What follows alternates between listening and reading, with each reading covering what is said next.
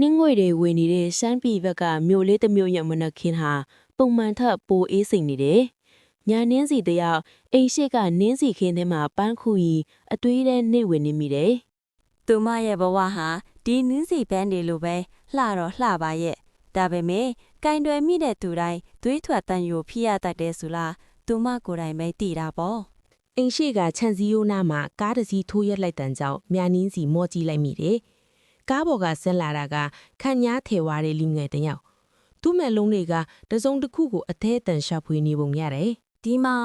ဒီအိမ်ကဆရာမမြညင်းစီရဲ့အိမ်လားခမညာသူ့တန်ကတုံယူနေတွေမြညင်းစီကလက်ထဲကကကြေးကိုချလိုက်ပြီးအနားကိုတဖြည်းဖြည်းလျှောက်သွားလိုက်တယ်သူမရဲ့အေးဆက်ဆက်အလှတရားကြောင့်ထော်လူငယ်ခဏတာငေးကနေဖြစ်သွားရတယ်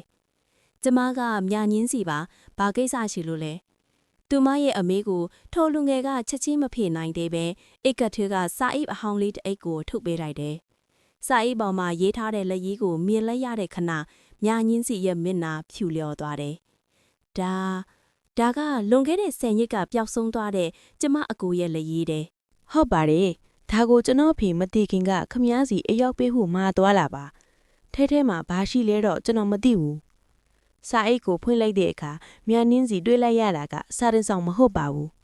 သွေးစွန်းနေတဲ့ရွှေဆွဲသီးလေးတစ်ခုရယ်ပြီးတော့ကနန်း6လုံးပါတဲ့စာသားလေးတစ်ခုရယ်ပါသူတို့တွေလာနေပြီနင်းစီစူးတွေကိုသတိထားပါမြနင်းစီနှလုံးခုန်တံတွေမြန်လာတယ်သူမရဲ့အတိတ်ကလွတ်ဝက်ချက်တွေဟာဒီလူငယ်နဲ့အတူပြန်လဲနိုးထလာတော့မှလား